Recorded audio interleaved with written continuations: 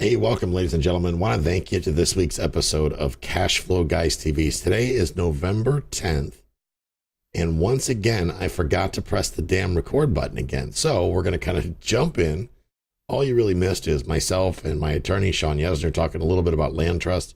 You missed that part, big deal. What I want to focus on is the meat of the conversation, which we'll get started on that right now. So here it comes.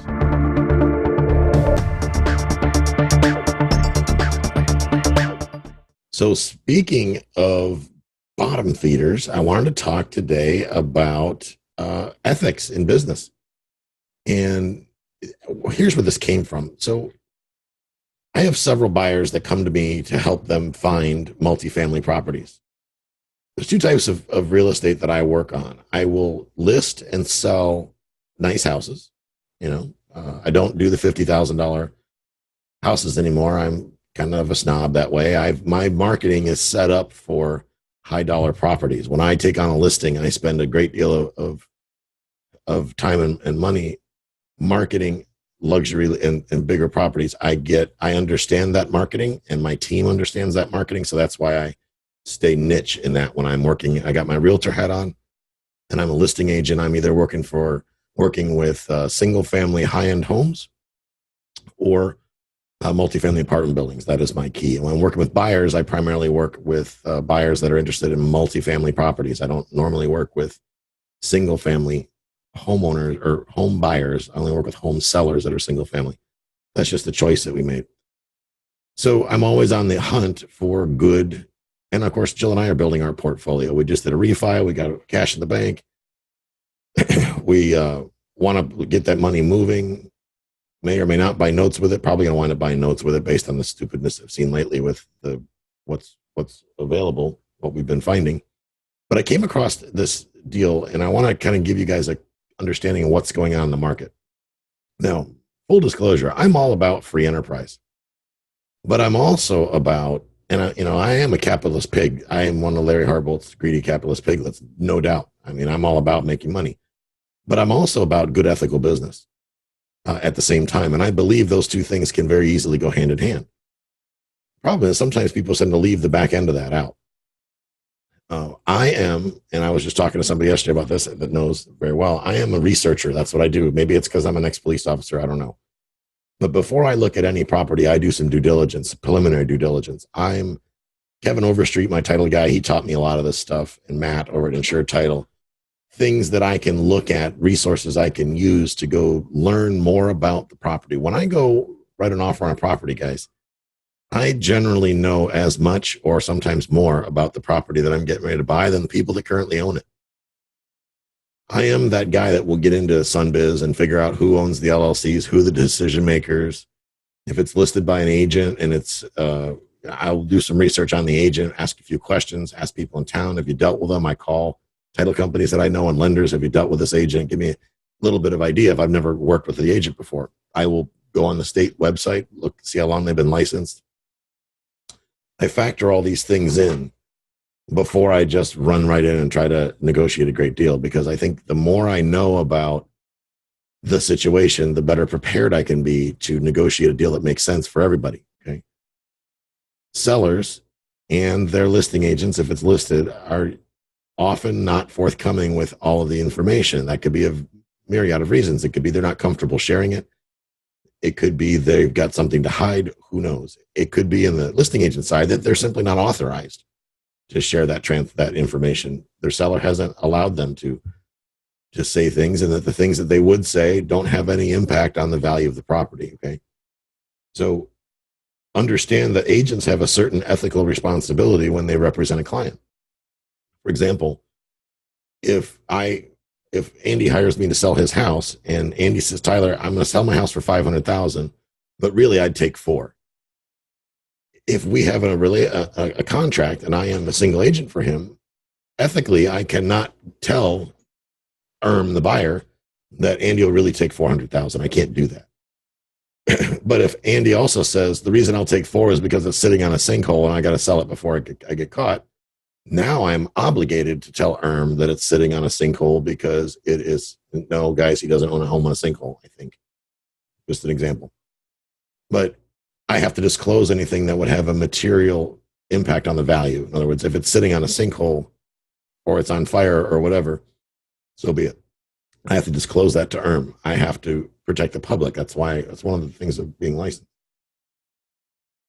So, that said, I found this opportunity today, and I've got to do some digging, because when I look at deals from wholesalers, it's not that I don't trust wholesalers. I just don't trust wholesalers.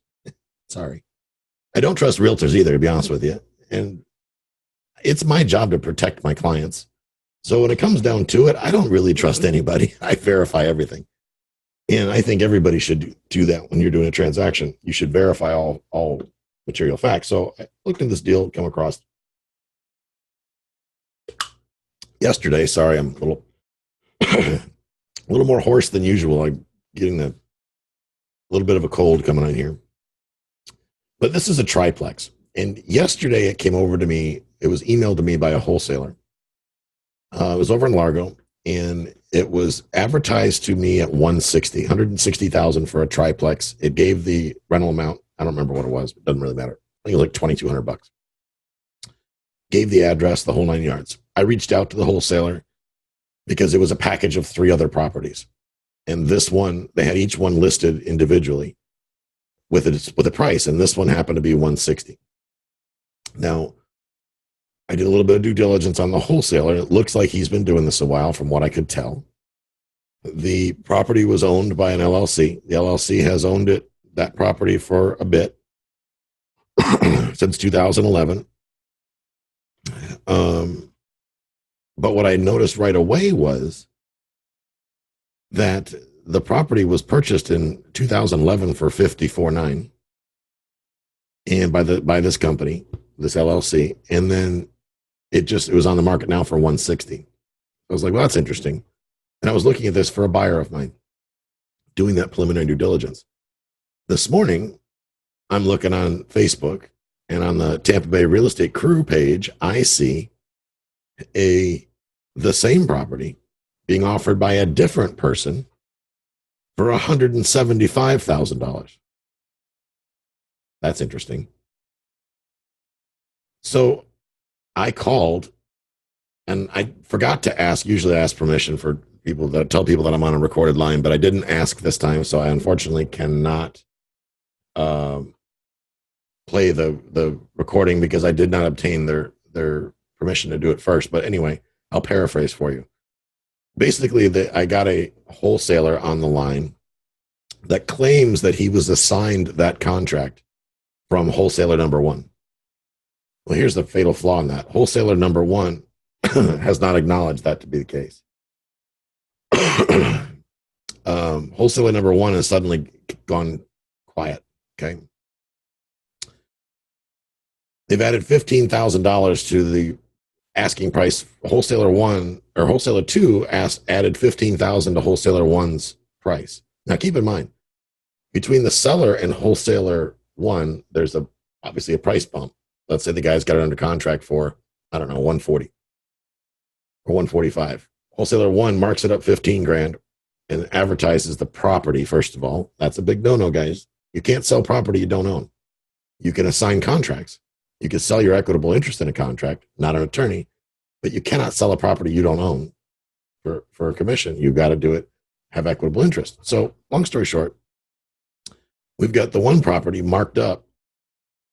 We know for a fact at least $15,000. Well, when I call to find out, the person says to me that for me to find out, well, they were shocked that I knew the address, first of all, because they didn't put the address in.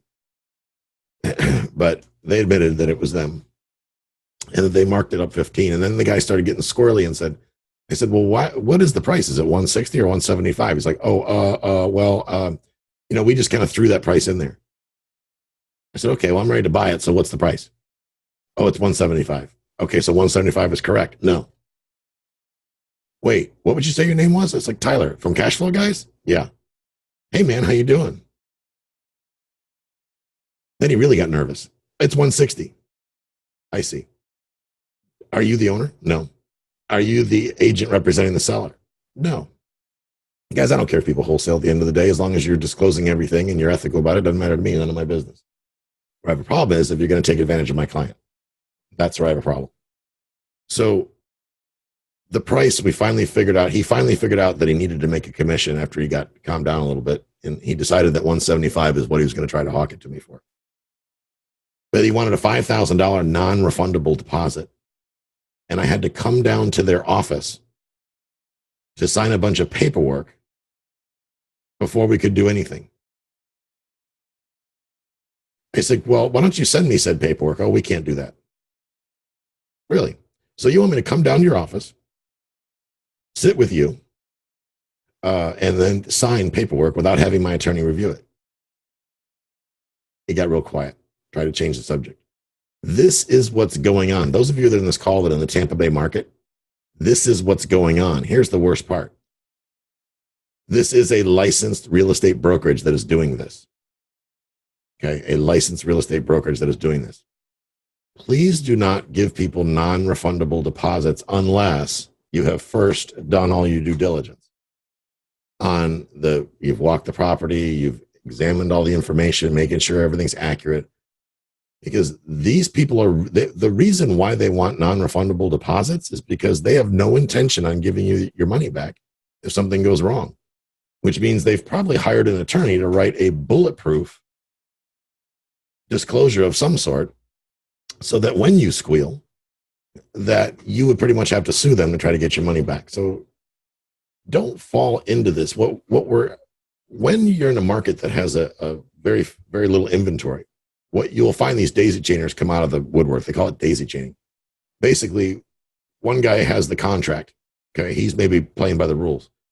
The other guy hears that this guy's got it, and then he tries to find a buyer for this guy's contract. But half the time, wholesaler 1 doesn't even know that wholesaler 2 is marketing it.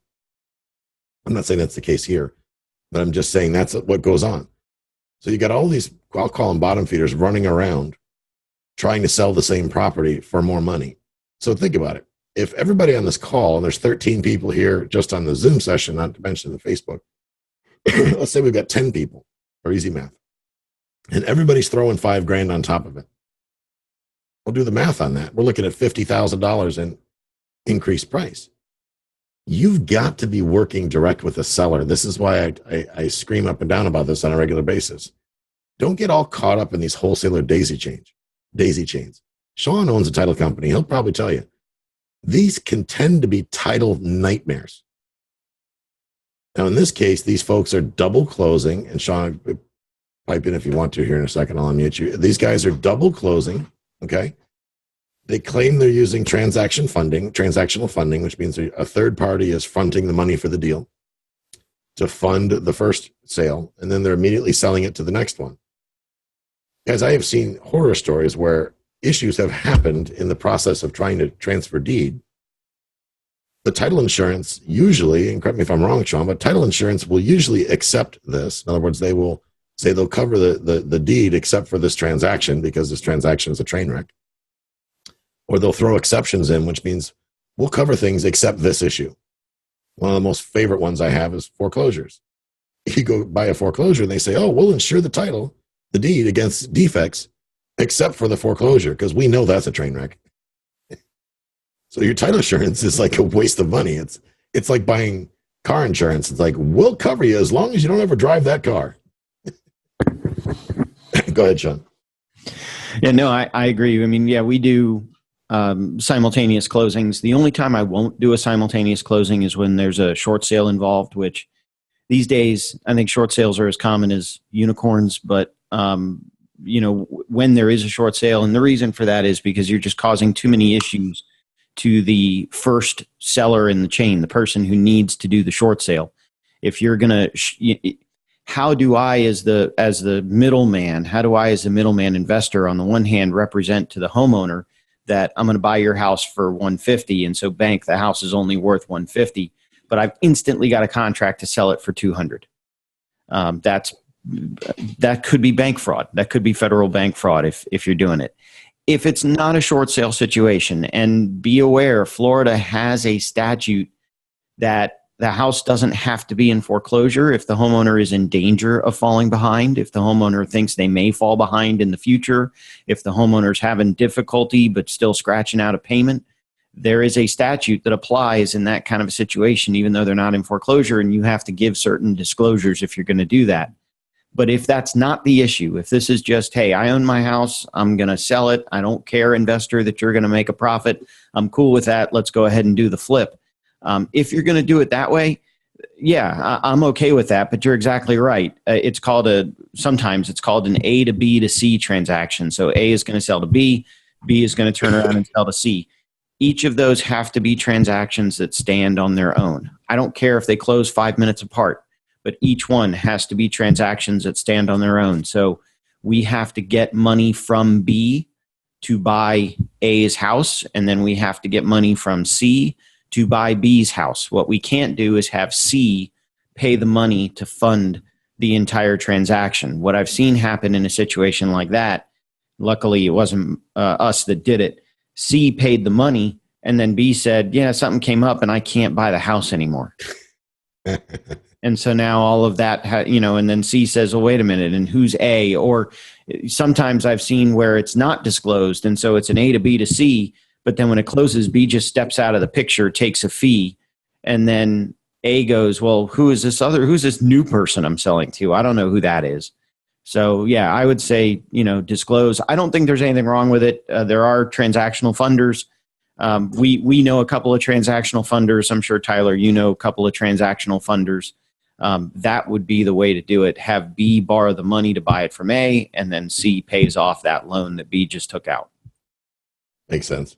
Well, I got you. I want to address this here. I'm curious about your legal opinion. My legal opinion. I don't have a legal opinion because I have representation. You're not catching me in that one, mister. Well, this is a situation that I can read it if you want. Yeah, go ahead. So, and the person who gave me this question is probably sitting in the other room listening right now. So, this was a showing. So there was no contract. This was just the buyers were in the property looking at it. And they noticed under the windowsill that the drywall didn't go all the way up to the windowsill. And so what the contractor did in order to make up that gap was put caulk in there to cover up the gap. Now, windowsill never leaked. The seller didn't even know the issue existed until the buyers pointed it out on the showing. So now the listing agent comes in and is trying to force the buyer to sign a disclosure about the windowsill. Now, the seller did not buy the house from the builder. The seller was the second owner of the house. The first owner of the house never disclosed the issue. There's never been any leaks connected with this windowsill. There's never been any leaks in the house. The seller would never have known about this issue unless the buyer had found it. Is that something you would, after the fact, before the contract comes through, before the buyers have made the decision to buy, the listing agent is telling the seller to disclose it? I agree.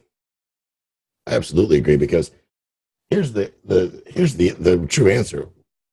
What bad can happen from disclosing something? Nothing. Yeah.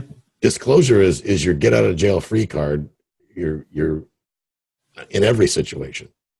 I don't care how trivial it is, because the jury's out over whether that's a material defect. Does it affect the income or the value of the property? Who knows? Only probably a court and two great attorneys could decide that. So for me, I drive my sellers crazy. We go through and disclose everything under the sun that could even remotely be coming up. You absolutely have to, because there are people that are going to make an issue of things that we may consider to be non-issues. So right. Well, so the legal standard under Florida law, it's a case called Johnson v. Davis, and it's actually a roof issue where the roof was leaking and the seller didn't disclose it, and the court ruled in favor of the buyer. And that's the case that says if it's material, it has to be disclosed. If it's material, and if the buyer can't find it on a reasonable inspection, then it has to be disclosed. My problem, I agree with you, conservatively, let's disclose it. My problem was, well, what the heck do we disclose? We didn't buy it from the builder, so we don't know what the problem is. Right. We would never have seen it or known about it. If it was easy enough for the buyers to find, then it would have been easy enough for their inspector to find, and the thing never leaked. So what we ended up doing, sort of to keep the peace, was we did a disclosure that says, hey, you found it. We don't know what it is. It's never leaked. It's never been a problem for us. We don't know anything about it. It was fine when we bought it. We don't know, but here it is that we don't know, but we don't know. Exactly. And that's what we disclosed. Yeah. Yeah, I don't doubt it. But and that's another good point to add to what I was saying a minute ago. None of this happens, guys, in these wholesale transactions. None of this happens. There's no disclosure about anything. Hell, you can't even figure out who owns what and where and how many jelly beans. It's so confusing. So imagine the potential for a train wreck situation when you're dealing with a lot of these wholesale transactions. You got 15 thumbs in the pie, you're going to have a problem, a big problem. So thank you for bringing that up, Sean. Yep. This is a case, guys. Now, the investor, the person that owns these properties, they pretty much know what they're doing, the seller, which makes me wonder, why are they even wholesaling it? Whatever. But one property, they're asking somewhere in the 160 neighborhood. They bought it in 2011 for 54.9. The other one was they bought it for 63 in 2011, and they're selling it for 160. Obviously, the 160 is the wholesaler's price. But let's say the wholesaler's trying to make 20 grand. Still, kudos to the seller. They're killing it. And then another one, 30,500 they paid for it in 2010, and they're selling it now through the wholesaler for 110. Guys, when you do the little bit of investigation before you get into things, and I'm not really trying to point out that it makes a difference what the seller paid for it.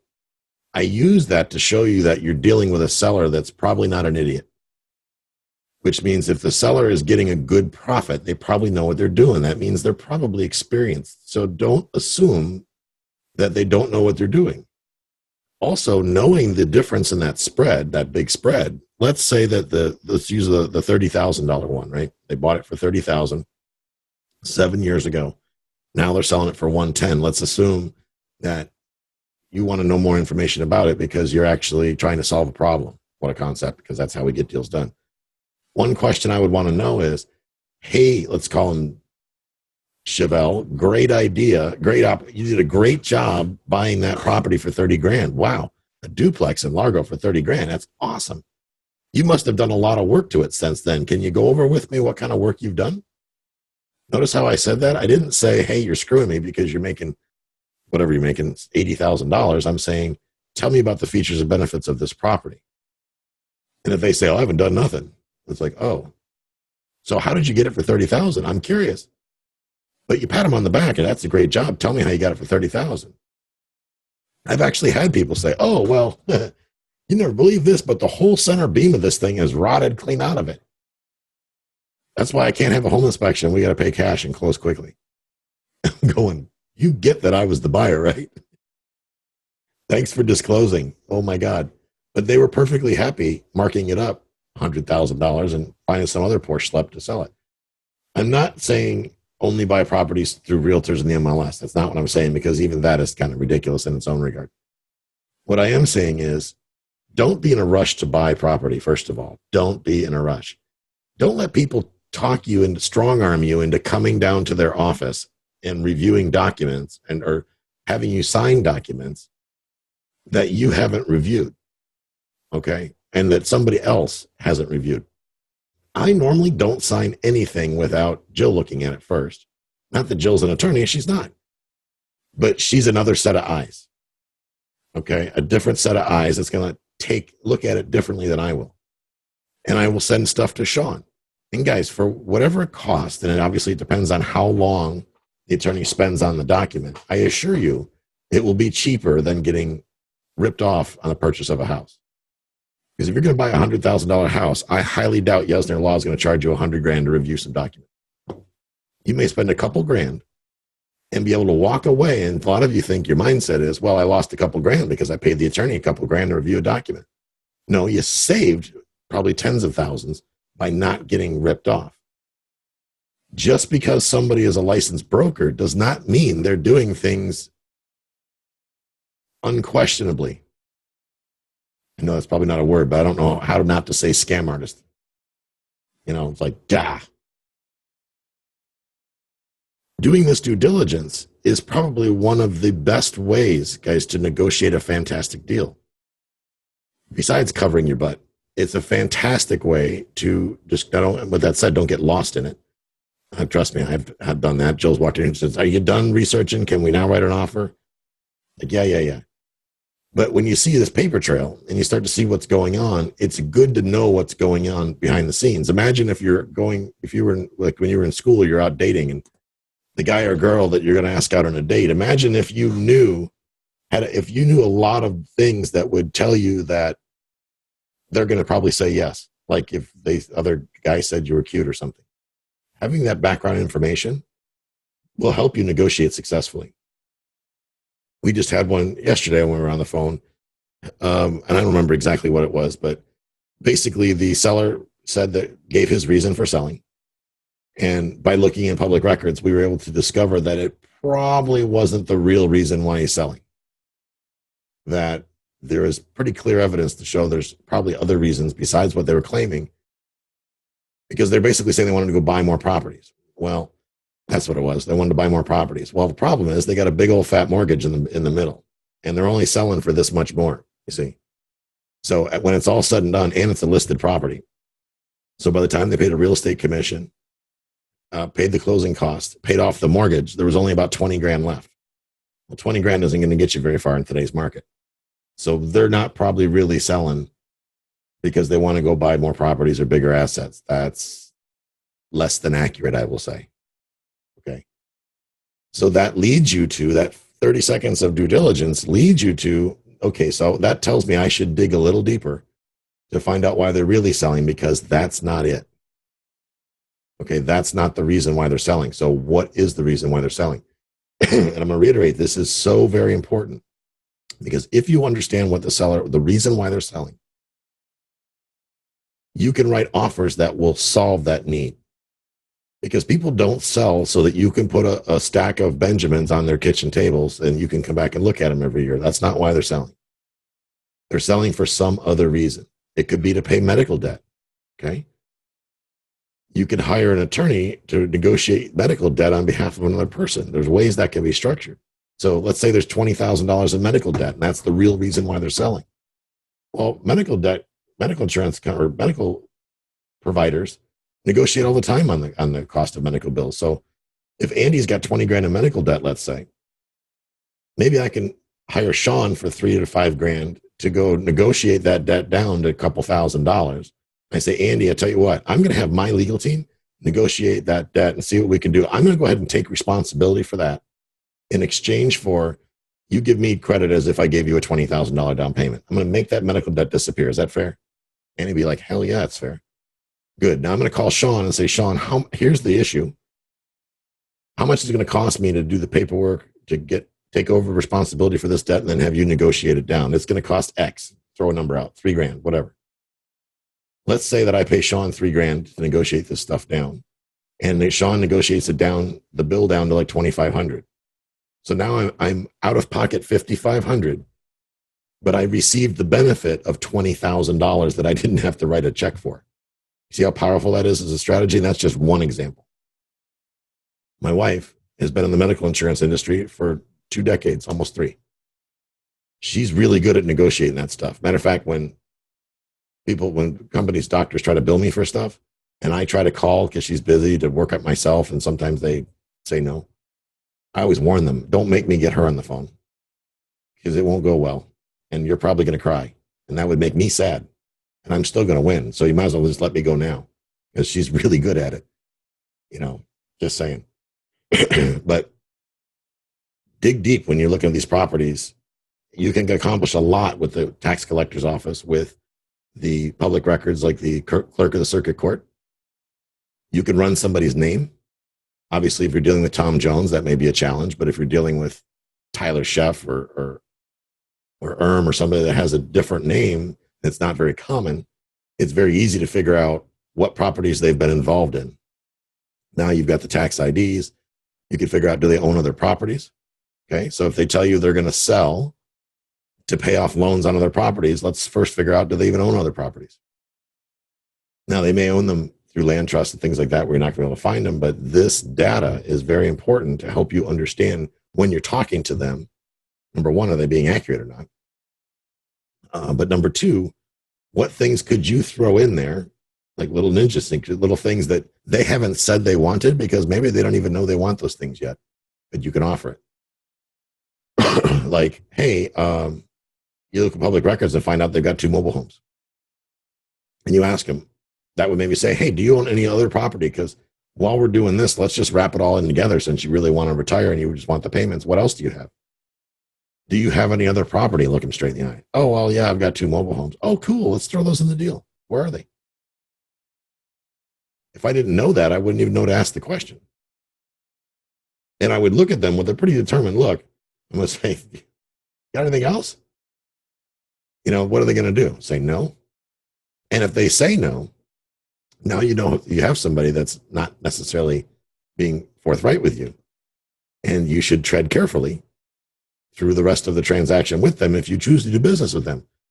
Because I hate to say this because I'm not a negative person by any means, but there are a lot of shysters out there doing a lot of shady things, trying to make money off of the assets of others that either A, don't know what they're doing, or worse, do know what they're doing, but that does not work to your advantage. So think about that. Eric has a question. Based on the 1.5 rule, is there a formula to determine how much gross rental income you need based on what you want for net spending money to escape the rat race? One doesn't necessarily compute with the other. You're looking for a number that an asset would generate to get you to what your bills are, and your bills don't necessarily tie to your asset. So my short answer is no. However, it's been my experience using the 1.5 rule that as long as I negotiate debt service that is less than 8% interest and is amortized for at least 10 years, that I will always maintain profitability in that deal based on the information I have, which means, so if I run the 1.5 rule based on $1,000 a month rent and it meets my criteria, good, I pull the trigger. Now I know that all I really need to do is either lower the expenses or raise the income after I own it to make even more money. But I know that based on the result of the 1.5 rule, that I'm going to have profit in the deal. All right, Sean, thanks for coming by. I appreciate the value. Thank you. So think about that, guys, and try not to get too hung up on the 1.5 is meant to be a quick test rule. It's meant to keep money in your pocket and not take it out, because it's real easy to get caught up in the emotion of, oh my God, they might actually sell me a property, especially in a market like right now. I got people out there buying property at the 1% rule. That scares the hell out of me, because at 1%, you're going to lose money. Guarantee you, you're going to lose money with the 1% rule. Earn the 1.5% rule. You take your gross monthly rent for a property and you divide that by 1.5%. 1.5%. So here's what that looks like. Where's my 10B2 here?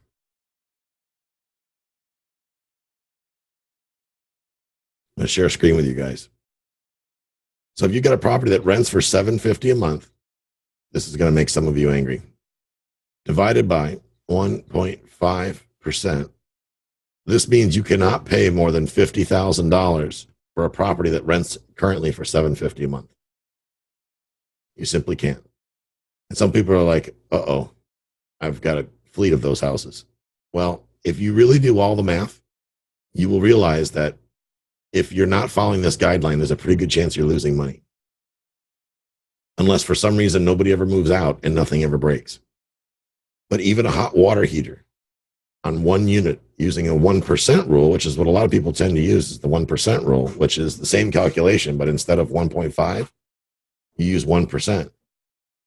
It's less conservative, which means it will give you a much higher result. It would tell you that same calculation would tell you it's okay to pay $75,000. And folks, if you break down a $75,000 single family house deal that rents for $750 a month gross, you're losing money unless you've paid cash for it.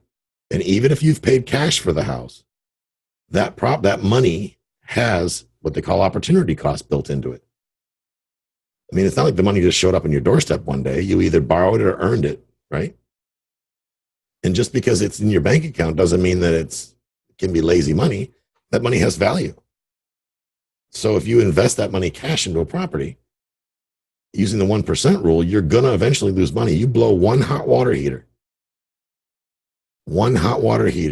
replaced during the week, even during business hours, that will put you upside down in your cash flow.